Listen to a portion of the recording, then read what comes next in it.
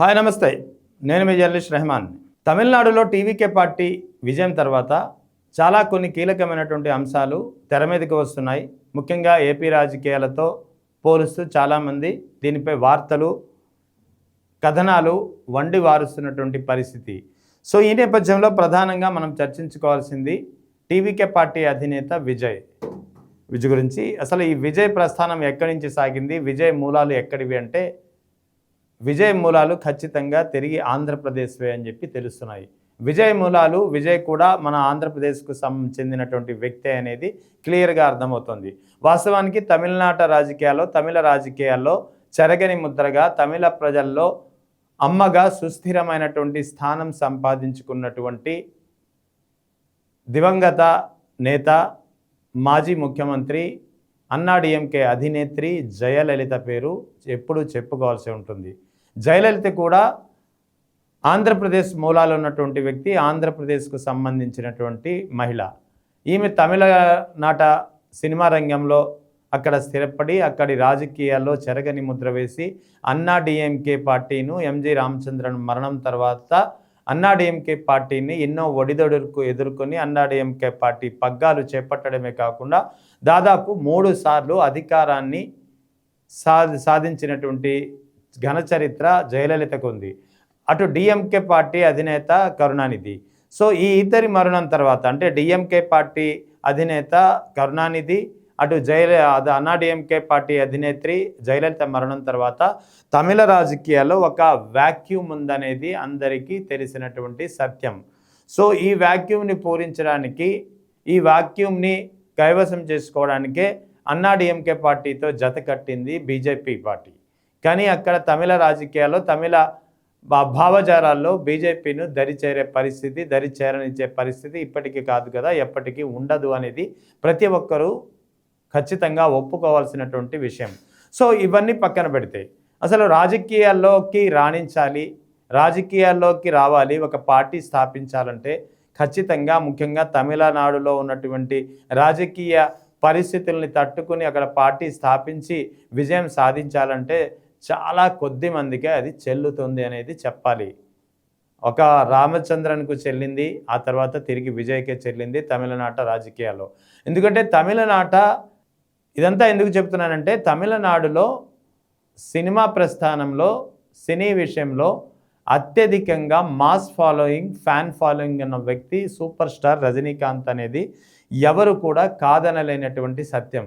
అటువంటి రజనీకాంత్ కూడా పార్టీ స్థాపించాలని చెప్పి దాదాపుగా అన్ని ప్రయత్నాలు చేసి ఇంకా 1-2 రోజుల్లో పార్టీ ప్రకటన ఉంటుంది అనే తరుణంలో ఒక్కసారిగా పార్టీ నుంచి ఏమైందో తెలియదు కానీ పార్టీ స్థాపన ప్రకటన, పార్టీ స్థాపించే నిర్ణయాన్ని ఉపసంహరించుకుంటున్నాను, పార్టీ స్థాపించడం లేదని చెప్పి ప్రకటించి వెనక్కు తగ్గినటువంటి పరిస్థితి అందరినీ ఆశ్చర్యపరిచింది. ఇప్పటికీ అది ఒక సమాధానం లేని ప్రశ్నగానే మారింది.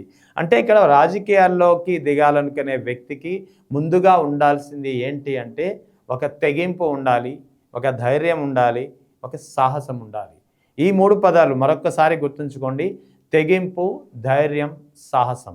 ఈ 3 లేకపోతే రాజకీయాల్లో రాణించలేరు, రాజకీయ పార్టీని స్థాపించి విజయం దిశగా నడిపించలేరు అనేది అందరికీ తెలిసిన సత్యం.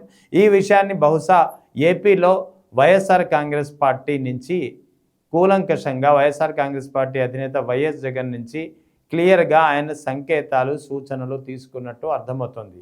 ఎందుకంటే ఇక్కడ ఇతర రాష్ట్రాల్లో, అంటే ఆ తమిళనాడుకు పొరుగు రాష్ట్రమైనటువంటి ఆంధ్రప్రదేశ్లో వైఎస్ జగన్ ఏ విధంగా అయితే సొంత పార్టీ స్థాపించి ఒంటరిగా పోటీ చేసి బరిలో దిగి ఎన్నో ఒడిదొడుకులు, ఎన్నో అవమానాలు, ఎన్నో సమస్యలు, ఎన్నో కష్ట నష్టాలు ఎదుర్కొని 16 నెలల పాటు జైలు జీవితం అనుభవించి కూడా పార్టీని ఎక్కడ నిరాశకు లోను కాకుండా, పార్టీ ఎక్కడ నిర్వీర్యం కాకుండా పార్టీని ఒంటి చేత్తో లాక్కొని 2019లో 151 సీట్లతో అధికారంలోకి తీసుకురాగలిగారంటే వైఎస్ జగన్లో ఉన్నటువంటి తెగువ, వైఎస్ జగన్లో ఉన్నటువంటి సాహసం, వైఎస్ జగన్లో ఉన్నటువంటి ధైర్యాన్ని మెచ్చుకుని తీరాల్సిందే అని ఇప్పటికీ చాలామంది చెప్పే మాట. అందుకే ఇక్కడ టీవీకే పార్టీ అధినేత విజయ్ కూడా ఈ వైఎస్ జగన్లోని ఈ తెగింపు, ఈ సాహసం, ఈ ధైర్యాన్ని అనుసరించే ఆయన పార్టీ స్థాపించి ఒంటరిగా బరిలో దిగారు, ఒంటరిగా ప్రజాక్షేత్రంలో తేల్చుకుందామని నిర్ణయించుకుని ఒంటరిగానే పోటీ చేసి 108 సీట్లతో సింగిల్ లార్జెస్ట్ పార్టీగా నిలిపి అధికారాన్ని చేజిక్కించుకోవడానికి అడుగులు వేస్తున్నటువంటి పరిస్థితి విజయ్ది. సో అందుకే ఇక్కడ విజయ్ ప్రస్థానాన్ని జగన్ ప్రస్థానంతో పోల్చాల్సినటువంటి పరిస్థితి ఉంది అనేది ఖచ్చితంగా చెప్పాల్సి ఉంటుంది. బహుశా అందుకేనేమో విజయ్ తన ప్రచారంలో కూడా జగన్తో దిగినటువంటి ఫోటోను ఒక అభిమాని విజయ్కు అందిస్తే ఆ ఫోటోను పక్కన పెట్టకుండా అందరి ముందు దాన్ని ప్రదర్శించినటువంటి పరిస్థితి. ఆ ఫోటోతో దాదాపు తెలుగు ప్రజలు అత్యధికంగా నివసించే దాదాపు 14 నియోజకవర్గాలు అదే ఫోటోను ఆయన పదే డిస్ప్లే చేసినటువంటి పరిస్థితి మనం చూసాం. సో ఇదంతగా ఎందుకు చెప్తున్నా అంటే రాజకీయాల్లో రాణించాలనుకునే వ్యక్తికి ఒక తెగింపు, ఒక సాహసం, ధైర్యం ఉండాలి.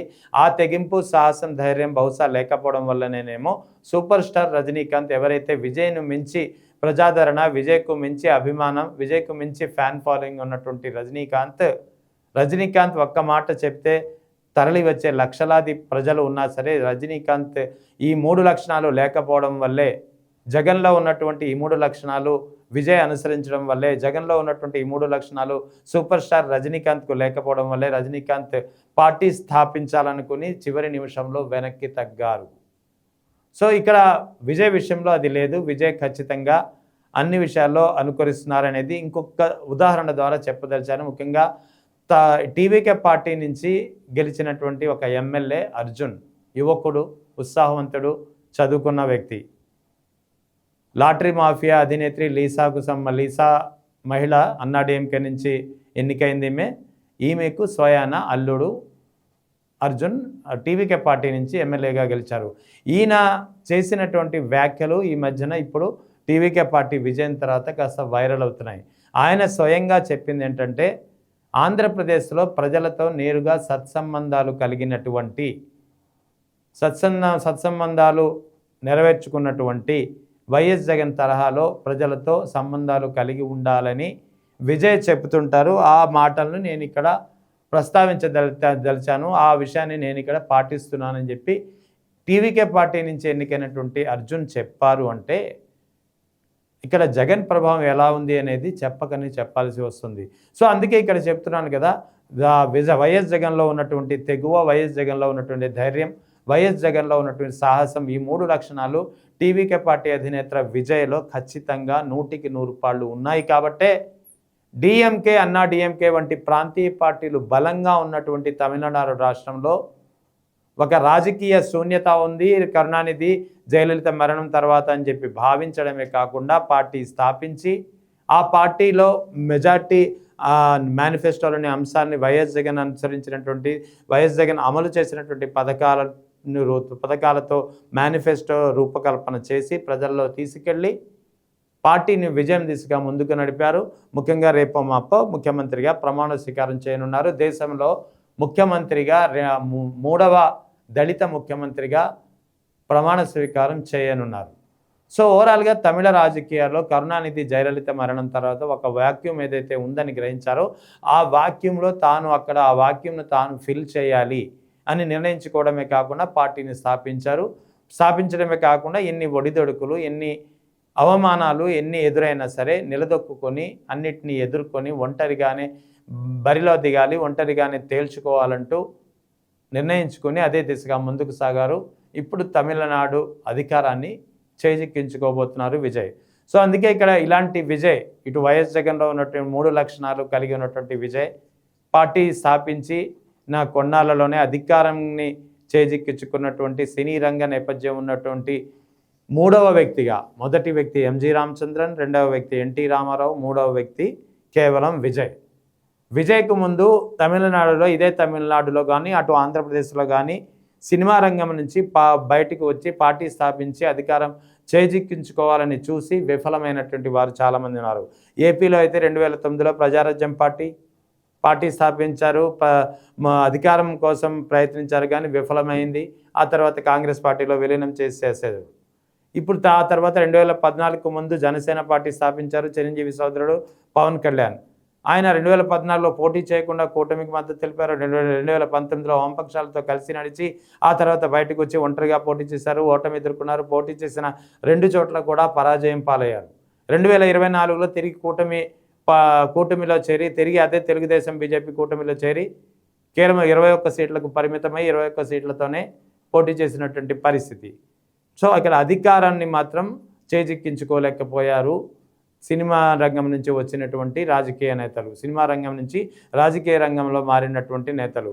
ముఖ్యంగా తమిళనాడులో అయితే కమల్ హాసన్ పార్టీని ఉదాహరణగా తీసుకోవచ్చు, విజయకాంత్ స్థాపించినటువంటి పార్టీని ఉదాహరణగా తీసుకోవచ్చు, శివాజీ గణేషన్ స్థాపించినటువంటి పార్టీని ఉదాహరణగా తీసుకోవచ్చు. సో సూపర్ స్టార్ రజనీకాంత్ అయితే చివరి నిమిషంలో వెనక్కి తగ్గారు. సో ఇలాగా ఓవరాల్గా కళ్ళ ముందు ఇన్ని పరిణామాలు కనిపిస్తున్నా, కళ్ళ ముందు ఇన్ని వాస్తవాలు కనిపిస్తున్నా, రెండు బలమైనటువంటి ప్రాంతీయ పార్టీని ఎదుర్కొని అధికారంలోకి రాగలడం అంటే విజయ్కి చెల్లింది.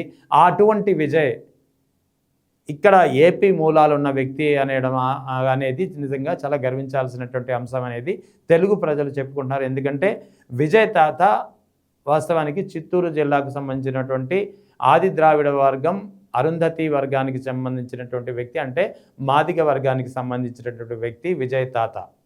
విజయ్ తాత చిన్నప్పుడే రామేశ్వరానికి చేపల వేట కోసం మత్స్యకారుడిగా వలస వెళ్ళినటువంటి పరిస్థితి. అక్కడే ఒక మత్స్యకార మహిళను వివాహం చేసుకున్నారు. ఆ తర్వాత ఆమె రెండవ వివాహం అయింది. వాళ్ళకి జన్మించినటువంటి వ్యక్తి చంద్రశేఖరన్. ఆ చంద్రశేఖరన్ కుమారుడు విజయ్ కూడా చిన్నప్పటి నుంచి, అంటే విజయ్ తండ్రి చంద్రశేఖరన్ కూడా రచయితగా సినిమా రంగంలోకి ప్రవేశించి రచయితగా ఎంట్రీ అయ్యి ఆ తర్వాత దర్శకుడిగా మరి దాదాపు 66 సినిమాలు తీసినటువంటి వ్యక్తి. ఇటు చంద్రశేఖరన్ కుమారుడిగా విజయ్ సినీ కెరీర్ ప్రారంభంలో చాలా అవమానాలు, చాలా ఎగతాళి కూడా ఎదుర్కొన్నారు. ఆ తర్వాత అన్నిటికీ ఎదుర్కొని తమిళనాట అగ్రనటుడిగా ఎదిగినటువంటి వైనం ఇప్పుడు రాజకీయాల్లో ఒక సంచలనంగా మారారు. సో ఓవరాల్గా తమిళ రాజకీయాల్లో ఇంత సంచలనం సృష్టించినటువంటి విజయ్, అప్పట్లో సంచలనం సృష్టించినటువంటి జయలలిత, ఈ ఇద్దరు ఏపీ మూలాలకు చెందిన వ్యక్తులే కావడం ఒక విశేషం.